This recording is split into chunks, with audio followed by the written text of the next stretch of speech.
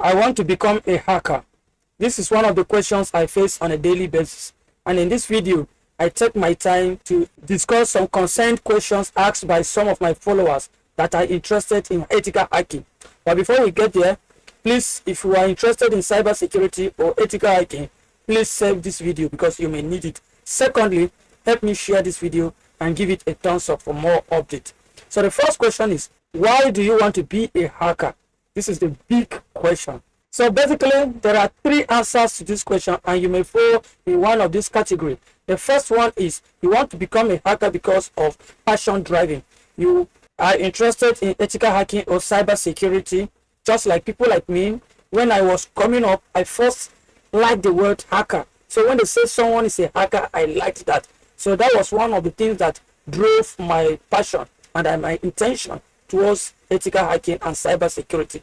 So you may fall under this category. The second thing is the interest-based passion or the interest-based reason. These are other people that falls under a category that they hear that hackers have money or hackers have different ways of getting away of everything they do. So this set of people basically are planning to go into ethical hacking because they feel like if I had the experience, I may go and then lay a siege on maybe one of the financial institutions or maybe one of the companies or some of those fintech companies, so they will get money from that. So basically, they are not going there for defense security. They are going there for offensive security. And inside the offensive security, they want to be the black type of hackers. Then the third category is the people that want to have this knowledge and use it to settle their scores. Some are journalists, some are not journalists, but because they were sat in the company, or maybe they have a beef with another company, or they have a beef with a personal individual. So they want to gather this knowledge so that they will use it to settle their score, or they will use it to launch an attack on that institution or organization or that individual. So this is another set of people.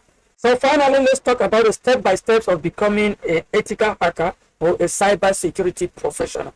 To be honest with you, becoming an ethical hacker or a penetration tester is not as easy as you think. I am not going to scare you away. I'm not intimidating you, but the gospel truth is that you need to start somewhere. You can't have that knowledge overnight. So the first thing you need to know is understanding the basics of cybersecurity. And when we say understanding the basics of cybersecurity, we mean you learn networking, because almost 90 to 95% of what you will be dealing with in cybersecurity lies on the bedrock of networking. You need to know how data or information travels from one node to another on a network. So you need to know that. The second thing is you need to know the basics of operating system, especially Linux, because Linux is a command line interface operating system and it comes with pre-built cybersecurity tools inside. So you learn Linux, you learn Windows, you learn Mac OS, and a lot of them there.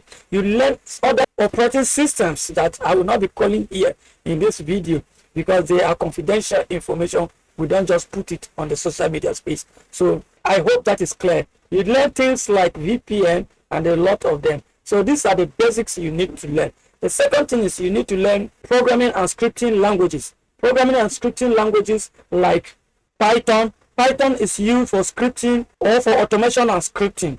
You learn things like JavaScript. JavaScript is best used for web development or those web associated softwares like web development or web applications. You can use JavaScript for web vulnerabilities when you want to make use of it. So things like website, you use JavaScript to deal with them. You learn Bash, you learn shell scripting and a lot of that.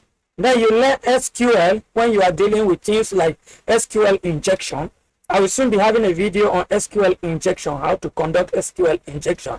Then you learn things like C or C++ or assembly for reverse engineering, advanced reverse engineering. So these are the basics. Then secondly, you need to master those tools. Things like networking, you master operating system, especially Kali Linux. Then you study TCP IP, you study ports, you study protocols, you study DNS, you study DHCP, you study VPN, you study NAT. NAT means network address transition.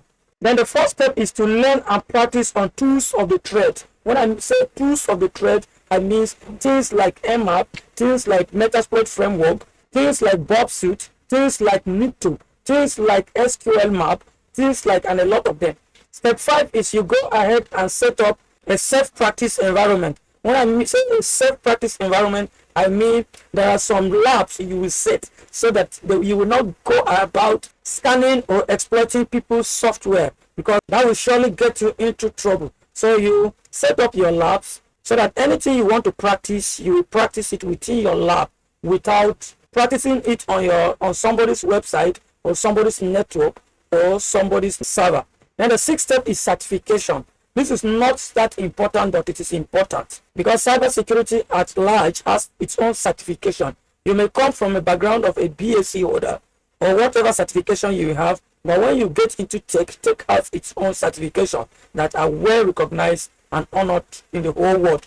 However, first of all, you need to practice first because your own skills are the best certification you have. Step 7, you need to gain experience and build a portfolio. There are some projects you can build as a beginner, as an intermediate, or as a professional. Now, once you are going about maybe looking for a job, you tender those projects, or you add the link to your GitHub account, or you link it to your CV so that your employer will verify it.